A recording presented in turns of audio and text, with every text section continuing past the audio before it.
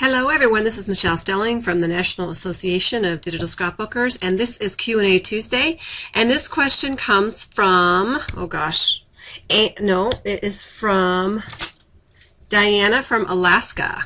So anyway, she was wanting to know how to download fonts and where to find free fonts. Well, there's a couple places, well, not just a couple places, there's a ton of places on the internet where you can find free fonts, but you have to be really careful because there are terms and conditions. So make sure you fully read those.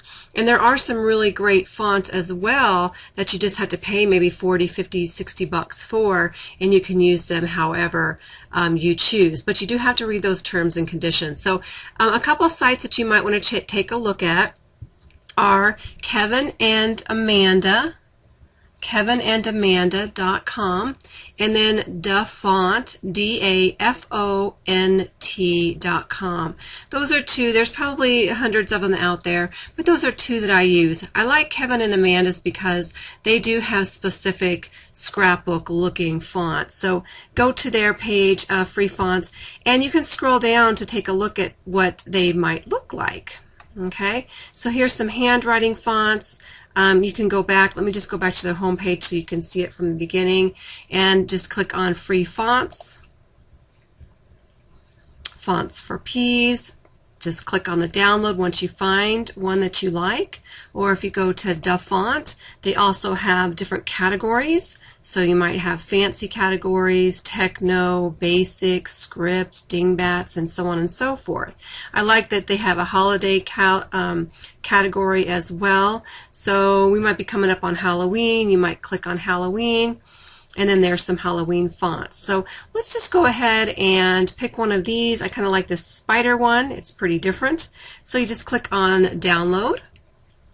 And I'm just going to go ahead and, for sake of ease, you'll see down here where it says open, save, and cancel. I normally click on that little arrow that points down because I don't know where it's going to save to. It'll probably save to my downloaded folder, but you have to be really careful on where you're saving this stuff to. So I'm going to go File, Save As. Now if you're on a Mac or a different operating system, this might look a little bit different. So you might have to do some investigating on how to actually download it to your particular system. But let's just say you know how to do that. So I'm going to go ahead and put this on my desktop. So I'm going to click on Desktop. I'm going to create a new folder. I'm just going to call it Fonts. Okay, I might even have one on here already. And then I'm going to double click on that, and then I know exactly where it's going to go. It's called HalloweenSpider.zip, so it's going to be in a zipped version, which most of them are.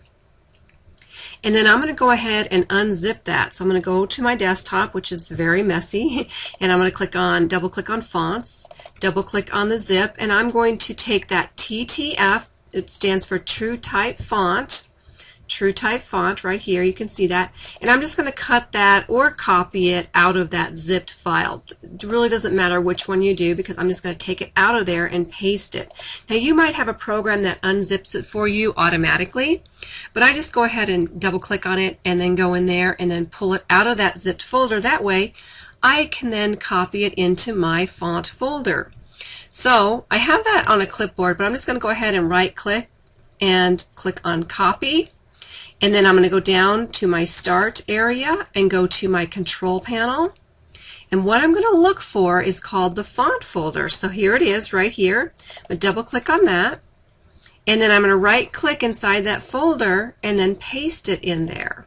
Okay, there's several ways that you can download fonts. There's another way too where you just go ahead and on the left hand side it'll say something like find the font. Now on mine I just copy and paste it.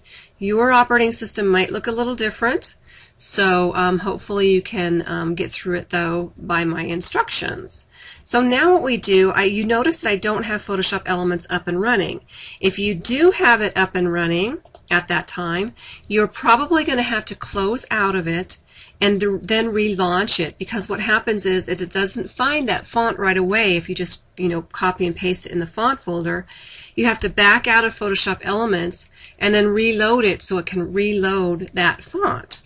Okay, so once you close out of Photoshop and reopen it, it should be within your font folder. Now you can use that that particular font in Word or Illustrator or any other program that has fonts that you can select from. So I'm just going to go New Blank File, and I'm just going to go with an 8x10. And then I'm going to go in and go ahead and get my text tool, and I'm just going to go ahead and click, and I'm just going to call this is my new font, and I'm going to enlarge it. I don't know why it's pink, but maybe it's because the pink is selected. Yeah, this pink is selected. Let's go ahead and select that, change the color to black. And then I can go into my text tool and go try to find, I think it was called Halloween something, so let's go to the H's, and called Halloween Spider. There we go. So let me close this up a little bit so we can see it more, and I'll zoom in closer.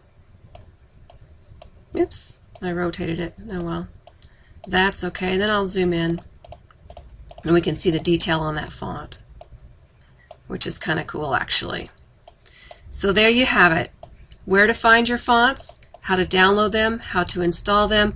Make sure that you close out of Photoshop Elements and then reopen it so that we'll see your font. So good luck with that. Make sure that you subscribe to us on YouTube and like us on Facebook. And too, if you want to learn more about installing fonts and brushes and stuff, we do have that available inside the membership area. So if you go in, and let me go ahead and log in, and I'll show you exactly where that is. For those of you who would like to learn more, you just log in with your username and password and scroll down a little bit, and you should see a icon that says installing fonts and brushes or something like that. Here we go, finding, downloading, and installing fonts.